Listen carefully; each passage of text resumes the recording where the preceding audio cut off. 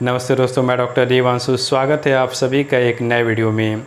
आज का हमारा टॉपिक है रिपीटेशन ऑफ डोज। एक पेशेंट है, हमारे क्लिनिक में आता है डिफरेंट कंप्लेन के साथ। हमने उसके कंप्लेन को नोट डाउन किया, फर्दर टोटलिटी को फॉर्म किया, उसके बाद एनालिसिस किया, इवैल्यूएशन किया एंड लास्ट में एक मेडिसिन को सेलेक्ट किया। बट कहानी ख़त्म यहाँ पे नहीं होती है।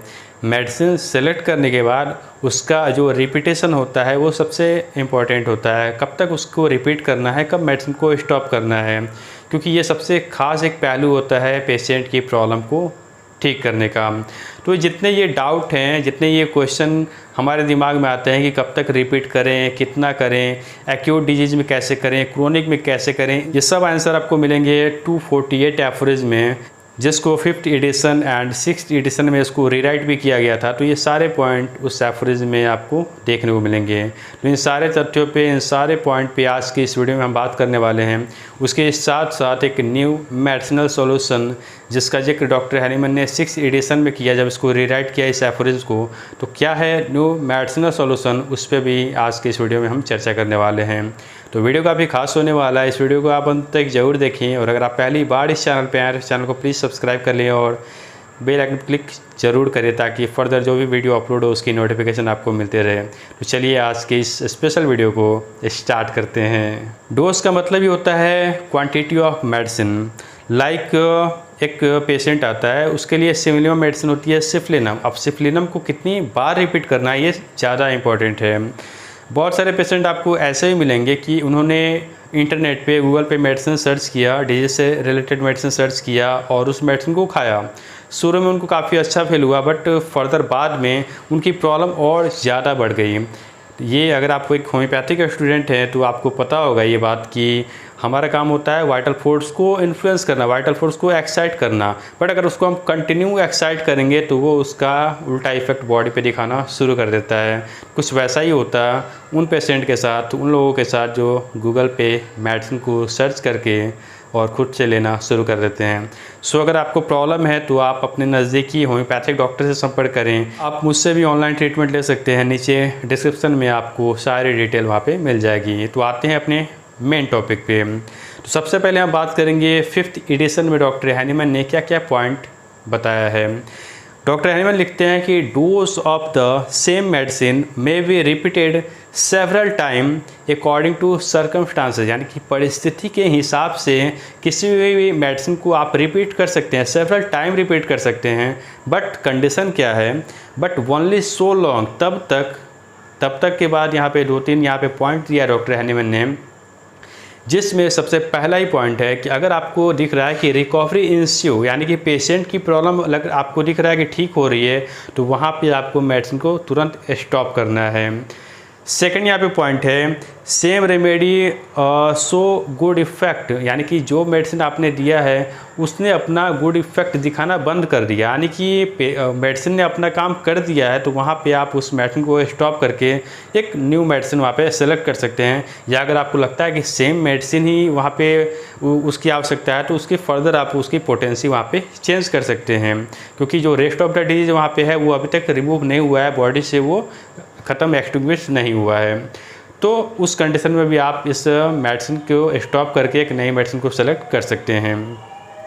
तीसरा यहाँ पे पॉइंट है कि डिफरेंट ग्रुप ऑफ सिम्टम देखने को मिल रहे हैं, यानी कि डिफरेंट अगर ग्रुप ऑफ सिम्टम, जो पहले जो सिम्टम था वो अब चेंज हो गया है, नए सिम्टम आपको वहाँ पे देखने को अगर मिल रहे हैं तो वैसे कंडीशन में आपको मेडिसिन को वहाँ पे स्टॉप करना चाहिए, उसके रिपीटेशन को आपको स्टॉप करना चाहिए। तो फर्स्ट कंडीशन था कि रिकवरी अगर दिख रहा है तो उस समय आप स्टॉप कर रहे तुरंत। सेकंड, जो मेडिसिन आपने दिया वो अब गुड इफेक्ट दिखाना बंद कर दिया है और जो बॉडी में डिजीज बचे हुए हैं अभी वो कंटिन्यू वहाँ पे दिख रहे हैं तो वहाँ पे आप स्टॉप करें। और लास्ट, अगर डिफरेंट ग्रुप ऑफ सिम्टम अगर देखने को मिल रहे हैं तो वैसे कंडीशन में आपको मेडिसिन को स्टॉप करना चाहिए और फर्दर आपको इवैल्यूएशन करना चाहिए कि आगे का हम वहाँ पे आगे क्या कर सकते हैं। तो ये 3-4 पॉइंट आपको मिलेंगे 5th एडिशन में। अब हम डायरेक्ट आते हैं 6th एडिशन में डॉक्टर हैनीमैन ने क्या कहा है। 6th एडिशन में सबसे पहला ही पॉइंट है यहाँ पे कि न्यू मेडिसिनल सॉल्यूशन, एक वर्ड है यहाँ पे न्यू मेडिसिनल सॉल्यूशन, जिसका जिक्र डॉक्टर हैनीमैन ने किया है। तो ये न्यू मेडिसिनल सॉल्यूशन क्या है, इसका एक सिंपल सा फुटनोट है। तो फुटनोट में डॉक्टर हैनीमैन कहते हैं कि वाटर सॉल्यूशन बनाने की बात की जा रही है, यानी कि जो भी मेडिसिन हम डिस्पेंस करते हैं उसको वाटर के माध्यम से डिस्पेंस करने की बात की जा रही है। यहाँ पे आप जब इसको रीड करेंगे तो वहाँ पे कुछ रेशियो दिया हुआ है, जैसे कि 40, 30, 20, 10, 8 टेबल स्पून फुल ऐसे वाटर को लेना है। उसमें अल्कोहल को यूज़ करना है एज अ प्रिजर्वेटिव के रूप में, या आप वहाँ पे चारकोल को यूज़ कर सकते हैं कि, लेकिन जब चारकोल को एक थ्रेड, यहाँ पे पॉइंट लिखा हुआ है कि धागे में बांध के उसको वायल में डालना है, क्योंकि जब उसको सकसन करेंगे, जब उस पर स्ट्रोक करेंगे तो चारकोल को रिमूव कर लेना है, क्योंकि आपको पता है कि चारकोल से ऑलरेडी एक मेडिसिन बनी है, तो अगर उसके साथ उसको हम स्ट्रोक देंगे तो उसकी प्रॉपर्टी भी वहाँ पे आ सकती है। बट बेस्ट अगर प्रिजर्वेटिव की बात करें तो अल्कोहल है वहाँ पे। उसके बाद डॉक्टर हैनीमैन वहाँ पे पॉइंट लिखते हैं कि इतना ज़्यादा वाटर, यानी इतना ज़्यादा मेडिसिनल सॉल्यूशन बनाने की बजाय हम उसको एक वर्ड वहाँ पे यूज है ओविएटेड, इसको कम कर सकते हैं। और वहाँ पे हमको 7 से 8 टेबल स्पून फुल वाटर लेके उसमें हम इस मेडिसिन को प्रिपेयर करके फर्दर दूसरे वायल में मेडिसिन को लेके वहाँ से एक डोज पेशेंट को हम दे सकते हैं। तो ये काफ़ी सिंपल लैंग्वेज में वहाँ पे डॉक्टर हैनीमैन इस प्रोसेस को समझाया है, तो आप उस फुटनोट को ज़रूर रीड करें। तो आपको वाटर डोज की भूमिका क्या है, वाटर के माध्यम से अगर आप मेडिसिन को डिस्पेंस करते हैं तो उसकी अहमियत क्या है, आपको वहाँ पे समझ में आ जाएगी। ड्राई की अपेक्षा वाटर में, क्योंकि वाटर में क्या होता है कि फ्रिक्वेंटली आप उसके पावर को बढ़ा सकते हैं, यानी कि जितना स्ट्रोक करेंगे पेशेंट को, अगर आप फर्दर एडवाइस कर देते हैं कि जब भी मेडिसिन लें उससे पहले 8 to 10 टाइम्स को स्ट्रोक करें, तो फर्दर उसमें एक न्यू पावर जनरेट होगी और वो पेशेंट के लिए काफ़ी हितकर साबित होगा। तो ये न्यू मेडिसिनल सॉल्यूशन का जिक्र डॉक्टर हैनीमैन ने इस फुटनोट में किया है। अब आते हैं एफोरिज्म में। रीराइट एफोरिज्म किया तो क्या नए पॉइंट दिए उसको हम देखते हैं। तो पहले पॉइंट में डॉक्टर हैनीमैन ने समझाया हमें न्यू मेडिसिनल सॉल्यूशन के बारे में। सेकंड यहाँ पे पॉइंट डॉक्टर हैनीमैन बोलते हैं कि पेशेंट को हम या तो 1 चम्मच या सेवरल टी स्पूनफुल, यानी कि डिफरेंट चम्मच हम पेशेंट को मेडिसिन दे सकते हैं। यहाँ पे जैसे हमेशा से क्वेश्चन आता है कि एक्यूट और क्रोनिक में क्या हम कैसे कर सकते हैं इस चीज़ को। तो यहाँ पे डॉक्टर हैनीमैन लिखते हैं कि अगर लॉन्ग लास्टिंग डिजीज है वहाँ पे रिपीटेशन डेली भी हो सकता है या एवरी सेकेंड डे, यानी कि डेली या हर एक सेकेंड डे पे भी आप मेडिसिन को रिपीट कर सकते हैं। अगर वो एक्यूट है तो वहाँ आप 2 से 6 घंटे में, या अगर वो अर्जेंट केसेस है यानी कि पेशेंट की जान को खतरा है, काफ़ी अर्जेंसी है, तो वहाँ आप मेडिसिन को आवरली घंटों घंटों पे भी रिपीट कर सकते हैं।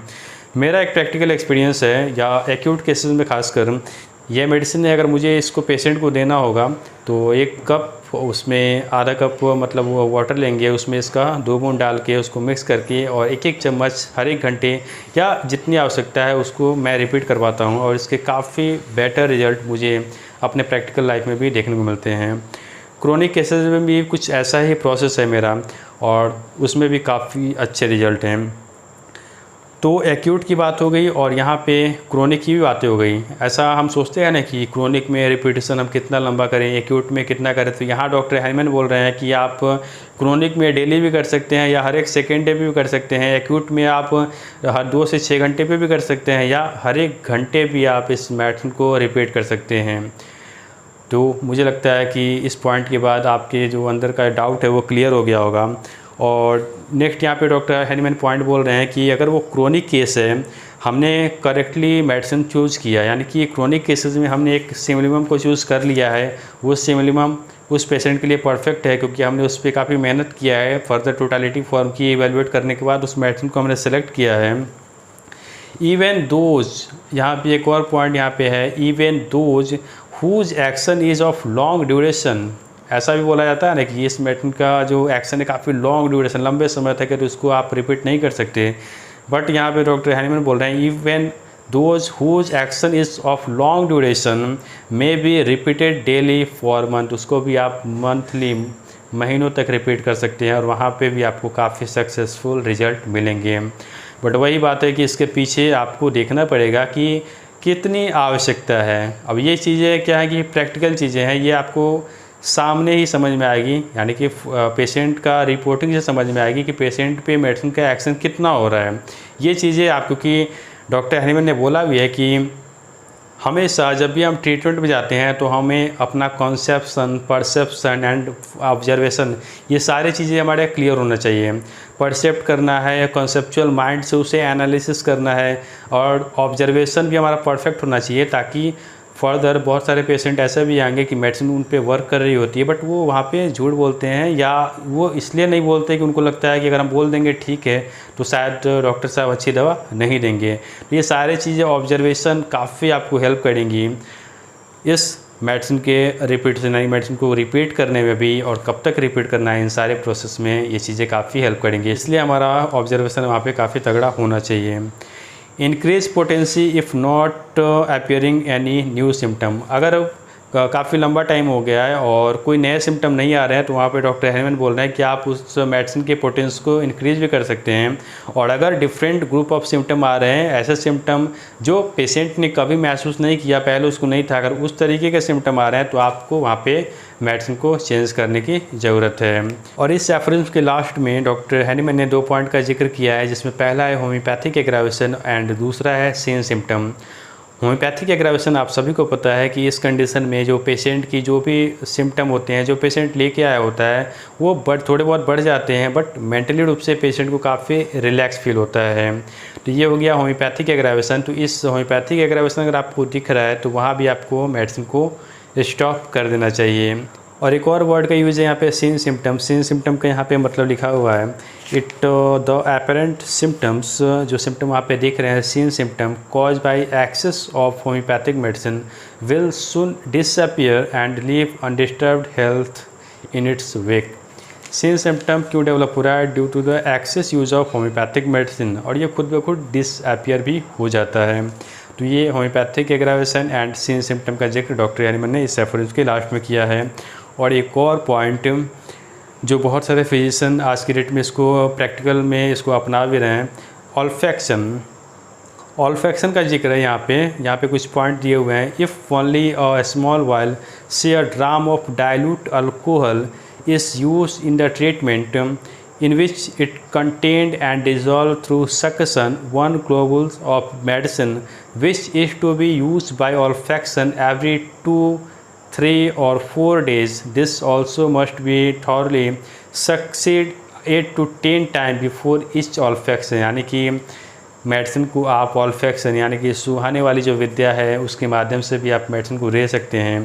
तो यहाँ पे डॉक्टर हैनीमैन बोल रहे हैं कि वहाँ भी जब आपको मेडिसिन देना है, मेडिसिन देने से पहले उसको 8 to 10 टाइम आप उसको स्ट्रोक दे के आप उसको ऑल्फैक्शन यानी कि पेशेंट को उस मेडिसिन को सूंघा सकते हैं। तो बहुत सारे फिजिशियन इस टेक्निक को भी अपनाते हैं और वहाँ भी काफ़ी अच्छे रिजल्ट देखने को मिलते हैं। लाइक एक मेडिसिन जो है कॉमनली जो हम लोग लोकल यूज़ करते हैं एमाइल नाइट्रोसम एपिलेप्सी के केस में बहुत सारे लोग इसको ऑल्फैक्शन के माध्यम से देते हैं, ताकि पेशेंट उस समय जो उसकी वाइटलिटी इतनी डाउन हो गई है वो रीगेन करके और एक कॉन्शियस अवस्था में आ सके। तो ऑल्फैक्शन भी डिफरेंट माध्यम है, उसमें एक ऑल्फैक्शन भी है जिसका जिक्र डॉक्टर हैनीमैन ने यहाँ पे किया है। तो ये था ओवरऑल इस एफरिम्स का कंक्लूज़न। तो ये थे पूरे एफरिम्स का एक निचोड़, और बाकी आप इस एफरिम्स को 5th एडिशन को भी रीड करें, 6th को भी रीड करें, और 6th में जो फुटनोट दिया हुआ है उसको भी आप रीड करें। फिर भी अगर कोई डाउट होता है तो आप मुझसे बेझिझक क्वेश्चन कर सकते हैं, उसका जो भी सॉल्यूशन होगा मैं आपको ज़रूर बताऊंगा। और ऑर्गेनॉट को पढ़ने का सबसे बेस्ट ऑप्शन मैं हमेशा हर एक वीडियो में बोलता हूँ कि आप इसको रीड करें। जो भी आपको पॉइंट आपको लगता है कॉम्प्लिकेटेड है, जो भी वर्ड आपको डिफ़िकल्ट लगते हैं उसको नोट डाउन करें। यकीन मानिए अगर आप इस प्रोसेस में अगर लगेंगे तो ये बुक आपके लिए काफ़ी ईजी हो जाएगा, और प्रैक्टिस पॉइंट ऑफ व्यू से आपको जो कॉन्फिडेंस देगा ये बुक, वो कोई बुक आपको नहीं देगी। बाकी बुक भी इम्पॉर्टेंट है, बट एक कॉन्फिडेंस डेवलप करने के लिए प्रैक्टिस ओरिएंटेड ऑर्गेनॉट आपको ज़रूर पढ़ना चाहिए। तो ये था ओवरऑल रिपीटेशन की कहानी। तो मिलते हैं एक नए वीडियो में एक नए टॉपिक के साथ। तब तक के लिए बाय, अपना ध्यान रखिए, खुश रहें, लाइफ में आगे बढ़ते रहें। जय हिंद, जय भारत, जय होम्योपैथ एंड जय हैनीमैन।